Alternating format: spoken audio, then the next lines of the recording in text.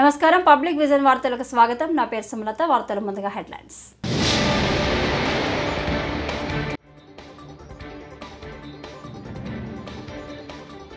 గత ప్రభుత్వం వాలంటీర్లను త్రిశంక చక్రంలో పడేశారని డిప్యూటీ సీఎం పవన్ కళ్యాణ్ వ్యాఖ్యలు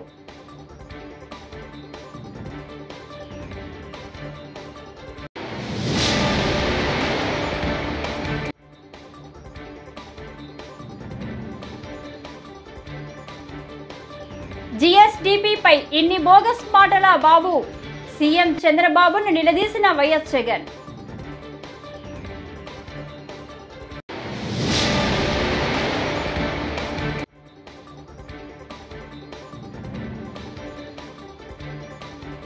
హైబ్రిడ్ మోడల్తో ప్రభుత్వ తీరు దారుణం మాజీ మంత్రి సీదిరి అప్పలరాజు ధ్వజం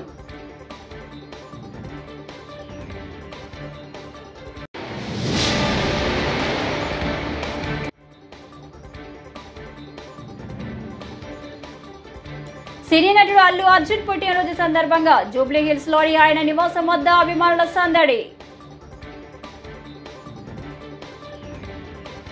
వాలంటీర్లకు సంబంధించి వైసీపీ ప్రభుత్వం ఎలాంటి ఆధారం లేకుండా చేశారని మంత్రి నారా లోకేష్తో కేబినెట్లో చర్చించడానికి అవకాశం లేకుండా పోయిందన్నారు. వాలంటీర్లకు జీతాలు కూడా ప్రభుత్వం నుంచి ఇవ్వలేదన్నారు. వాలంటీర్ల జీతాలు ఎలా ఇచ్చారో తెలియదని, మీకు సంబంధించిన వాలంటీర్ నాయకులను జీతాలు ఎలా ఇచ్చారో అడిగి తెలుసుకోవాలని ప్రజలకు తెలిపారు. సీఎం చంద్రబాబు దృష్టిలో మాత్రమే కాకుండా కేబినెట్ దృష్టిలో పెడతారన్నారు. గత ప్రభుత్వం వాలంటీర్లను త్రిశంక చక్రంలో పడేశారని వ్యాఖ్యలు చేశారు. నమస్తే సార్, నా పేరు దివ్యభారతి. నేను గ్రామ వార్డ్ వాలంటరీ సార్. వాలంటరీ పదవి నుంచి తొలగిపోయాను సార్. మీ హయాంలో మాకేమైనా ఉపాధి అవకాశాలు కల్పిస్తారని కోరుకుంటున్నాను సార్. గౌరవ ముఖ్యమంత్రి నారా చంద్రబాబు నాయుడు గారు చెప్పినట్టుగా వాలంటీర్స్ని కొనసాగిస్తామని చెప్పాం కదా. దాని అధికారులతో వెళ్ళి చూస్తే అసలు మీరు వాలంటీర్స్ ఎవరు కూడా ఏ విధంగా గవర్నమెంట్కి సంబంధం లేకుండా చేశారు. వైసీపీ వాలంటీర్స్ని వంచింది. ఉద్యోగాలు వాళ్ళకి ఏ విధమైన జీవో లేదు కదా, ఏ విధమైన జీవో ఇవ్వలేదు మీకు. తిరిగి ఇప్పుడు మనం ప్రభుత్వం మీకు ఒక పర్మిషన్ ఇచ్చి, గత ప్రభుత్వం ఇది అఫీషియల్గా ఇది ఇస్తే వాళ్ళు చాలా వంచనతో చేశారు. సో తిరిగి ఇప్పుడు తీసుకొద్దామంటే అసలు దానికి సంబంధించిన ఏ విధమైన పేపర్ వర్క్ లేదు, ఏ విధమైన పేపర్ వర్క్ లేదు. అదే మన నారా లోకేష్ గౌరవ మంత్రి నారా లోకేష్ గారు కూడా మేము అందరూ మాట్లాడుకుంటాం అంటే క్యాబినెట్లో ఇది ప్రస్తావనకు వచ్చింది. నేను 2-3 సార్లు ప్రస్తావించాను. ప్రస్తావిస్తేనే అసలు కూర్చోబెట్టి ఏ జీవో అసలు మీరు వీళ్ళ అధికారికంగా ఉన్నారనేది ఎక్కడ అసలు దానికి దాఖలు లేవు. మీకు గవర్నమెంట్ నుంచి శాలరీస్ రాలా.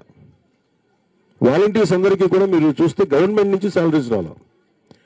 ఇది గవర్నమెంట్ ఉద్యోగాలలాగా మీకు మిమ్మల్ని భ్రమింపజేసి గవర్నమెంట్ ఉద్యోగాలు లేదు. అది లోపలికి వచ్చాక మాకు అర్థమైంది అసలు గవర్నమెంట్ ఉద్యోగాలే కాదు ఇది. వాళ్ళు ఏం చెప్పారు, ప్రభుత్వ ఉద్యోగాలు కాదు అవి.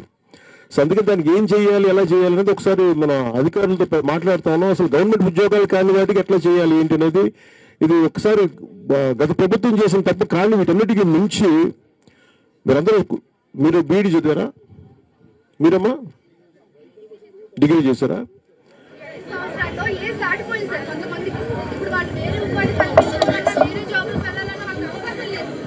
అంటే అసలు మీరు ఆ ఉద్యోగం పేరే చూడండి. వాలంటీర్ అంటేనే ఇష్టంగా రావడం, అంతేగాని దాని వెనక మీరు అప్పుడు ప్రభుత్వం పెట్టినప్పుడు చాలా తెలివిగా పెట్టారు. రేపొద్దున మీరు గట్టిగా మా ఉద్యోగం అంటే ఉద్యోగం కాదు, మీరు వాలంటీర్ చేశారు, ఇష్టపూర్వకంగా వచ్చారు, మీరు సేవ చేస్తారని వచ్చారు తప్ప. రాష్ట్రంలో ఆరోగ్యశ్రీకి టీడీపీ కూటమి ప్రభుత్వం మంగళం పారడంతో అది పేద రోగులకు శాపంలా మారిందని, హైబ్రిడ్ మోడల్తో పథకాన్ని అమలు చేయాలన్న ప్రభుత్వ తీరు దారుణమని వైఎస్ఆర్సీపీ డాక్టర్ల విభాగం రాష్ట్ర అధ్యక్షుడు మాజీ మంత్రి సీదిరి అప్పలరాజు ధ్వజమెత్తారు. కేవలం 10 నెలల్లోనే కూటమి ప్రభుత్వం ఒక గొప్ప పథకాన్ని నిర్వీర్యం చేసిందని పలాసలో మీడియాతో మాట్లాడిన ఆయన ఆక్షేపించారు. గత 5 ఏళ్ళు కలిపి మొత్తంగా 13,000 కోట్లు చెల్లించాము. అందులో 700 కోట్లు కరోనా టైంలో చెల్లింపలేదు. ఆ 700 కోట్లు తీసేస్తే సుమారుగా 12,260 కోట్లు, 740 కోట్లు కరోనాకు సంబంధించి. అంటే 12,260 కోట్లు గత 5 ఏళ్ళకి సంబంధించి ఆరోగ్యశ్రీ పేమెంట్స్. అంటే ఆన్ అండ్ యావరేజ్ సంవత్సరానికి 2452 కోట్లు అంటే 2450 కోట్లు అనుకుందాం మనం. ఓ సంవత్సరానికి ఆన్ యావరేజ్ ఖర్చు అయింది అనుకుందాం. ఓ సంవత్సరం ఎక్కువ, ఓ సంవత్సరం తక్కువ, అటు ఇటు ఉంటాయి. మరి మీరు ఇప్పుడు తెస్తున్న మోడల్ ఏంటి? ఈ 2450 కోట్లకి 5 లక్షల ఇన్కమ్ కలిగినటువంటి అన్ని ఫ్యామిలీస్, అంటే 1,40,00,000 ఫ్యామిలీస్కి 5 లక్షల నుంచి 25 లక్షలు పెంచాం ఆరోగ్యశ్రీగా. 25 లక్షల వరకు ఆరోగ్యశ్రీ కవరేజ్ పెంచుతూ చేసినటువంటి చెల్లింపు. మరి మీరు తీసుకొస్తున్న మోడల్ హైబ్రిడ్ మోడల్లో ఓన్లీ 2.5 లక్షల కవరేజ్ వరకు, కాస్ట్ ఆఫ్ ద డిసీజ్ 2.5 లక్షల వరకు ప్రతి కుటుంబానికి 2,500 రూపాయలు చెల్లిస్తామని చెప్పి, అంటే 1,40,00,000 కుటుంబాలకి సంవత్సరానికి 2,500 రూపాయలు పే చేస్తే ఎంత అవుతుందండి? 3,575 కోట్లు అవుతుంది. అంటే సుమారుగా 1,100 కోట్లు ప్రతి సంవత్సరం అదనంగా మన మీద పడుతుంది. అప్ టు ఓన్లీ 2.5 లక్షల హాస్పిటల్ ఎక్స్పెండిచర్ వరకు. ఇది ఇంకా 2.5 లక్షల హాస్పిటల్ ఎక్స్పెండిచర్ పైబడి జబ్బులకి ఇంకా ఆరోగ్యశ్రీ ట్రస్ట్ ద్వారా మళ్ళీ పే చేస్తారంట. అదొక 300-400 కోట్లు ఉంటుంది సంవత్సరానికి. అంటే మీరు సంవత్సరానికి అదనంగా బడ్జెట్ మీద, స్టేట్ ఎక్స్చెక్కర్ మీద 1,100 కోట్లు పైబడి భారం వేస్తూ మీరు తీసుకొస్తున్నటువంటి హైబ్రిడ్ మోడల్ వల్ల ఏంటి మంచి జరుగుతుందో చెప్పండి నాకు. అన్లెస్ అదర్వైజ్ వెస్టెడ్ ఇంట్రెస్ట్ ఉంటే తప్ప, మీ సొంత కంపెనీలకు ఎవరికో ఈ బీమా ఇచ్చేయడానికి తప్ప, మీ సొంత మనుషులకి ఎవరికో ఈ ప్రైవేట్ ఇన్సూరెన్స్ ఇచ్చేయాలన్నటువంటి ఆతృత తప్ప, మీరు తీసుకొద్దాం అనుకుంటున్నటువంటి ఇన్సూరెన్స్ మోడల్ ఆరోగ్యశ్రీ వల్ల ఏంటి ఉపయోగమో ప్రజలకు తెలియజెప్పాలని నేనైతే చాలా గట్టిగా డిమాండ్ చేస్తాను. ఇది చాలా తప్పు. ఇది ఎలాంటి కన్ఫ్యూజన్ లేకుండా చాలా స్మూత్గా స్ట్రీమ్లైన్ అయినటువంటి ఒక సిస్టమ్ని, ఆరోగ్యశ్రీ సిస్టమ్ని మీరు కంపు చేసేస్తున్నారు, మీరు పాడు చేసేస్తున్నారు, మీరు ప్రజల్ని ఇబ్బందుల్లోకి నెడుతున్నారు. గత ఆర్థిక సంవత్సరంలో మొదటి 11 నెలల్లో రాష్ట్ర సొంత పన్నుల ఆదాయం పెరుగుదల కేవలం 2.16% మాత్రమే నమోదైతే రాష్ట్ర స్థూల ఉత్పత్తి ఏకంగా 8.21% ఉంటుందని అంచనా వేయడం సమర్థనీయమేనా అని సీఎం చంద్రబాబును ఎక్స్ వేదికగా వైఎస్ఆర్సీపీ అధ్యక్షుడు మాజీ ముఖ్యమంత్రి వైఎస్ జగన్మోహన్ రెడ్డి ప్రశ్నించారు. ఈ అంకెలను ఎవరైనా ఆర్థికవేత్త లోతుగా పరిశీలిస్తే మీ ప్రభుత్వం మొదటి ఏడాది పనితీరు ఆర్థిక అరాచకాలను కప్పిపుచ్చుకునేందుకే జీఎస్డిపి వృద్ధి రేటును పెంచారన్న వాస్తవం వెల్లడవుతుందని పేర్కొన్నారు. కూడా వాళ్ళ గుండెల మీద చేతులు వేసుకుని ఆలోచన చేయాల్సిన అవసరం ఎంతైనా ఉంది. ఎందుకంటే ఈరోజు నా పక్కనే లింగమయ్య అన్న భార్య ఉంది. తన భర్తను కోల్పోయి తన ఏం చేయాలో అర్థం కాని పరిస్థితిలో ఈరోజు లింగమయ్య అన్న భార్య నా పక్కన నిల్చొని ఉంది. అసలు ఈ ఘటన ఎందుకు జరిగింది, రాష్ట్రంలో ఉన్న పరిస్థితులు ఏమిటి, రాష్ట్రంలో ఇదే మాదిరిగా కొనసాగుతే పరిస్థితులు, రాష్ట్రం పూర్వపు రోజుల్లో బీహారు గురించి మాట్లాడుకునే వాళ్ళం. ఈ రోజు ఉన్న రాష్ట్రంలో ఉన్న పరిస్థితులు చూస్తే ఈ బీహారు ఇటువంటి రాష్ట్రాలన్నీ ఎక్కడికో పోవాలి. ఆంధ్ర రాష్ట్రం పరువును దేశంలో కన్నా కూడా రోడ్డును పడేసిన పరిస్థితులు ఈ రాష్ట్రంలో ఈ రోజు చంద్రబాబు నాయుడు గారి పరిపాలనలో కనిపిస్తా ఉన్నాయి. నేను అడుగుతా ఉన్నా, ఇదే పెద్ద మనిషి చంద్రబాబు నాయుడు గారిని అడుగుతా ఉన్నా, రాష్ట్రంలో ఇంత దిగజారిన రాజకీయ పరిస్థితులు, దిగజారిన లా అండ్ ఆర్డర్ పరిస్థితులు, రెడ్ బుక్ పరిపాలన ఎందుకు కొనసాగనిస్తా ఉన్నారు అని చెప్పి నేను అడుగుతా ఉన్నా. ఇదే రాష్ట్రంలో మొన్నటికి మొన్న 57 చోట్ల ఎన్నికలు జరిగాయి.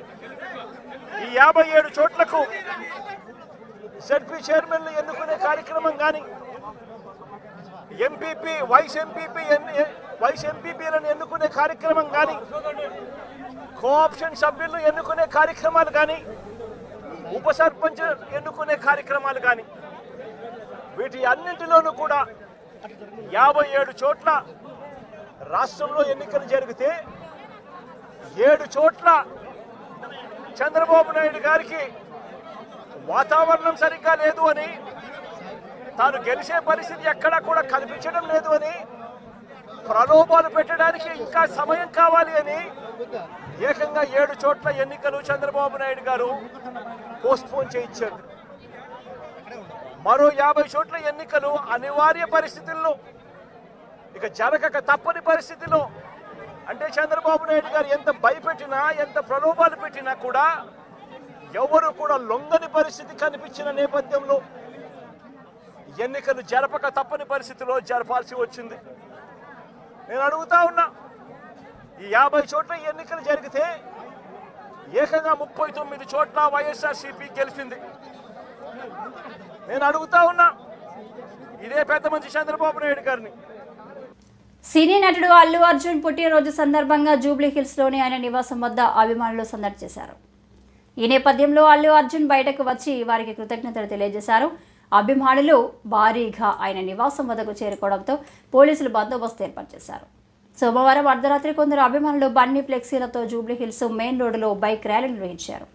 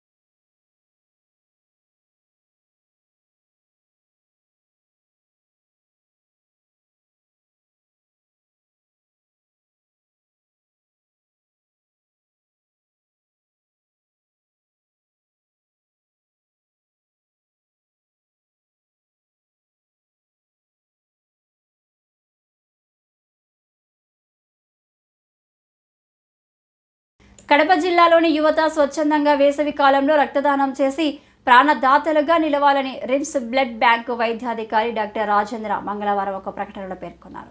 వేసవి కాలంలో రక్త నిల్వలు తక్కువగా ఉంటాయని, రక్తం వినియోగం ఎక్కువగా ఉంటుందని తెలిపారు. గర్భవతులకు, తలసేమియా పిల్లలకు రక్తం అవసరం ఉందని తెలిపారు. ఆరోగ్యకరమైన యువత ప్రతి 3 నెలలకు ఒకసారి రక్తదానం చేయవచ్చని సూచించారు. నమస్తే అండి, నేను doctor Rajendra, blood bank medical officer, RIMS GGH Kadapa అండి. ఇప్పుడు మనకు ప్రజెంట్ ఈ సమ్మర్ టైంలో ఏమవుతుందంటే బ్లడ్ యూటిలైజేషన్ అనేది చాలా ఎక్కువగా ఉంది. కానీ అన్ని గవర్నమెంట్ అండ్ ప్రైవేట్ బ్లడ్ బ్యాంక్స్లో బ్లడ్ కొరత అనేది చాలా ఉంది. సో ప్రతి ఒక్క ఎలిజిబుల్ పర్సన్ బాధ్యతగా యువకులు ముందుకు వచ్చి అట్లీస్ట్ ఈ సమ్మర్లో ప్రతి ఒక్కరు వచ్చి బాధ్యతగా తీసుకొని రక్తదానం చేయవలసిందిగా కోరుతున్నాను. మనకెందుకు అంటే ఈ సమ్మర్ టైంలో చాలామంది డెలివరీ పేషెంట్స్ కానీ, లేకుంటే మల్టిపుల్ ట్రాన్స్మిషన్ అయినటువంటి తలసేమియా కిడ్స్ కానీ, లేకపోతే రోడ్ సైడ్ యాక్సిడెంట్స్ కానీ, చాలామంది గవర్నమెంట్ టెర్షియరీ కేర్ హాస్పిటల్ ఉన్నటువంటి రిమ్స్కి వచ్చేసి చాలామంది అడ్మిట్ అవుతున్నారు.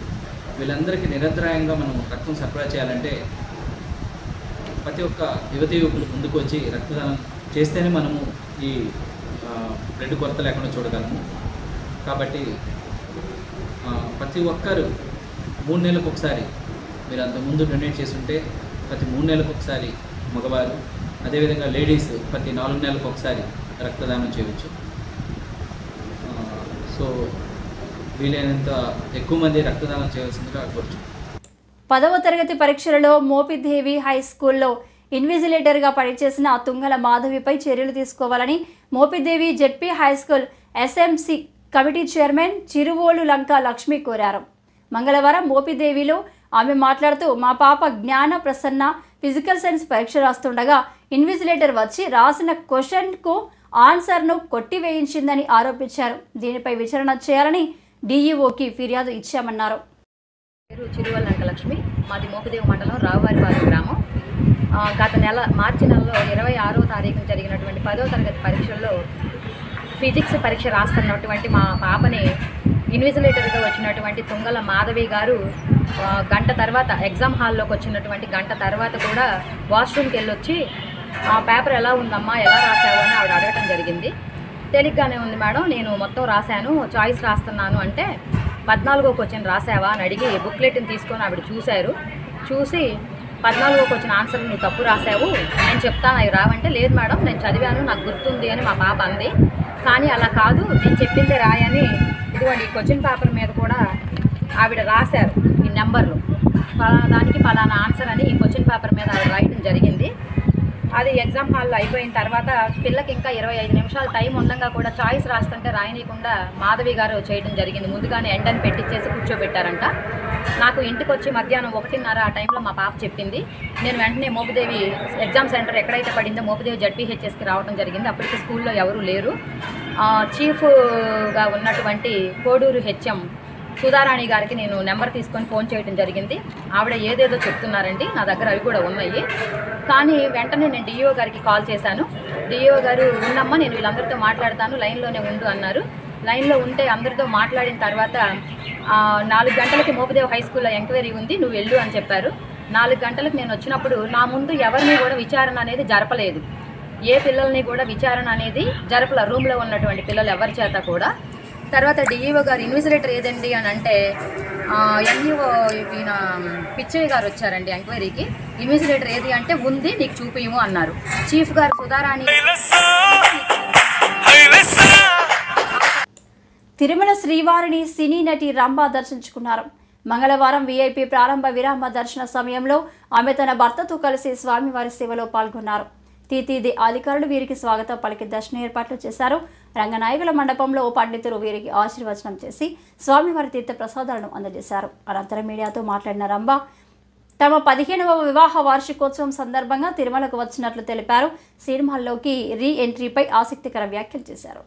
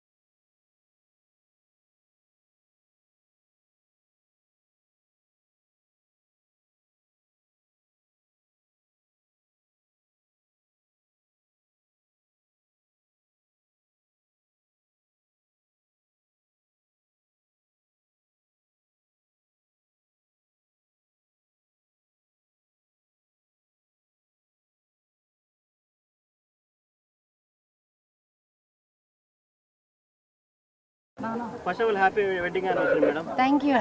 ఏంటి స్పెషల్ మేడం? అదే 15 ఏళ్ళు అయింది కదండి, సో మేము వాళ్ళ దర్శించుకోవాలి స్వామివారిని అని వచ్చాము. సినిమాలో రీఎంట్రీ గురించి ఏమైనా క్లారిటీ ఇస్తారా మేడం? చాలా మంది వెయిట్. అయ్యయ్యో తెలీదండి, అది ఏమీ అనుకోలేదు, జస్ట్ వచ్చాను. సో ఏదైనా బెస్ట్ స్క్రిప్ట్స్ ఏమైనా వస్తే చేయడానికి రెడీగా ఉన్నారా మేడం? మంచిది, నాకు నచ్చేటి వస్తే చేస్తానండి తప్పకుండా. మేము సినిమాలోనే పుట్టి ఇక్కడే పెరిగాం కాబట్టి సో మాకు సినిమానే లైఫ్. సో మంచి క్యారెక్టర్స్ వస్తే మంచి ఇది డెఫినెట్గా నేను చేస్తాను. రీసెంట్ టైమ్స్లో ఏమన్నా స్క్రిప్ట్స్ మీ దగ్గరకు వచ్చాయి? నేను ఇప్పుడు దాకా ఏమీ వినలేదండి, జస్ట్ నాకు ఒక ప్రోగ్రాంలో అడిగారు కాబట్టి వచ్చాను, ఇక్కడ ఉన్నాను కాబట్టి.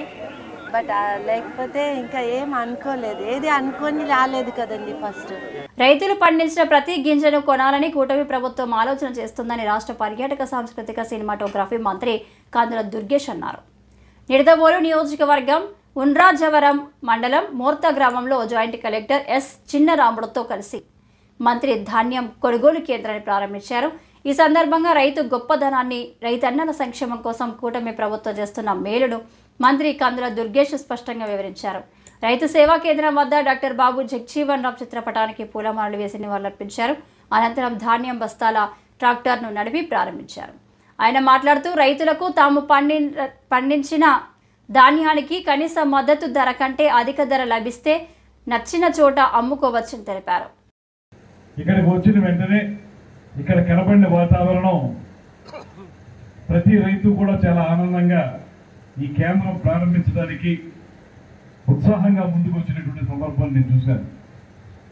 ఏమిటి కారణం అని ఆలోచిస్తే గత ప్రభుత్వం తాలూకు ఇబ్బందుల్ని అధిగమించి ఈ ప్రభుత్వం మీ దగ్గర ధాన్యం ఎప్పుడైతే కొనుగోలు చేసిందో కొనుగోలు చేసిన వెంటనే మ్యాక్సిమం 48 గంటలు తక్కువ ఒక 10 గంటల్లో మీకు మీ డబ్బుని మీ ఖాతాల్లోకి వేసేస్తుందనేటువంటి ఆనందం ప్రతి రైతులను ఉందనేటువంటి మాటని ఈ సందర్భంగా నేను మనవి చేస్తున్నాను. గతంలో మీరు చూశారు, ధాన్యం కొనుగోలు కేంద్రంలో రైతు భరోసా అని పేరు పెట్టి వాళ్ళు భరోసా కాకుండా మోసం చేసినటువంటి సందర్భాన్ని కూడా మనం చూసాం. నెల 2 నెలలు 3 నెలలు 4 నెలలు అయినా కూడా మనం ఆరుగాలం శ్రమించి పండించుకున్నటువంటి పంటకి డబ్బు మన ఖాతాల్లో పడకపోవడం అనేటువంటి సందర్భాన్ని మనం చూసాం.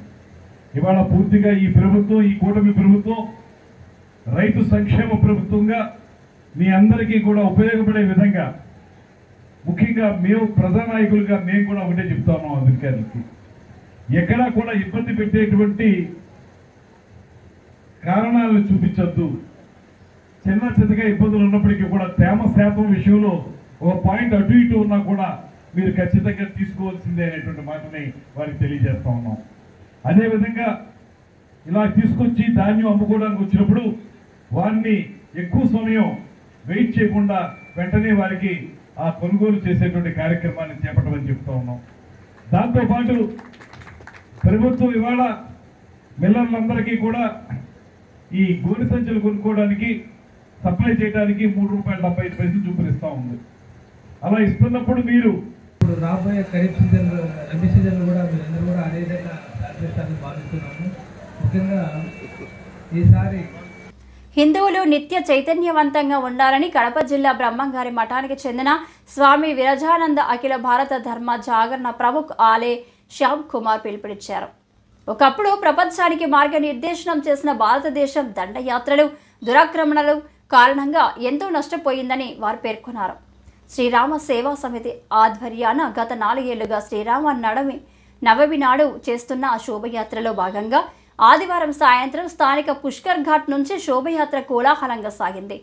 ఈ సందర్భంగా ఏర్పాటు చేసిన ప్రారంభ సభకు రాష్ట్ర బీజేపీ అధ్యక్షురాలు ఎంపీ దగ్గుబాటి పురంధేశ్వరి, ఎమ్మెల్యేలు నల్లమిల్లి రామకృష్ణారెడ్డి, ఆదిరెడ్డి శ్రీనివాస్, మాజీ ఎంపీ మార్గాని భరత్ రామ్, ఆర్ఎస్ఎస్ ప్రాంత కార్యకారిణి ఓలిటి సత్యనారాయణ, రామసేన అధ్యక్షుడు Kambala Srinivasarao, Janasena city in charge Anusri Satyanarayana, doctor Pilladi Paramahamsa, జిల్లా బీజేపీ అధ్యక్షుడు పిక్కి నాగేంద్ర, రాష్ట్ర కార్యవర్గ సభ్యురాలు Narsipalli Harika, Rajahmundry assembly BJP convener Yanamala Rangababu, Hirachand Jain, Kuraganti Satish, Pannala Lakshmi, Santoshi, Yanapu Yesu, Veeranjaneyulu తదితరులు హాజరయ్యారు.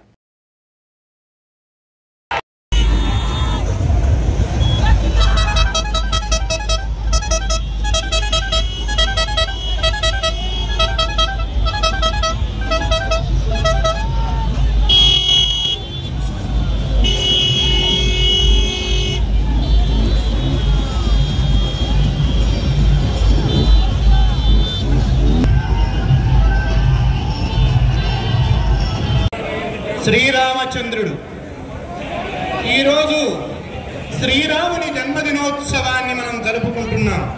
అంగరంగ వైభవంగా జరుపుకుంటున్నాం. ఆంధ్రుల సాంస్కృతిక రాజధాని అయినటువంటి ఈ రాజమహేంద్రవరం మరొక మహోత్తరమైనటువంటి ఘట్టానికి 4 సంవత్సరాల క్రితమే తెరలేపింది. దాన్ని ఈరోజు మరొక రూపంలో మనం చూస్తూ ఉన్నాం.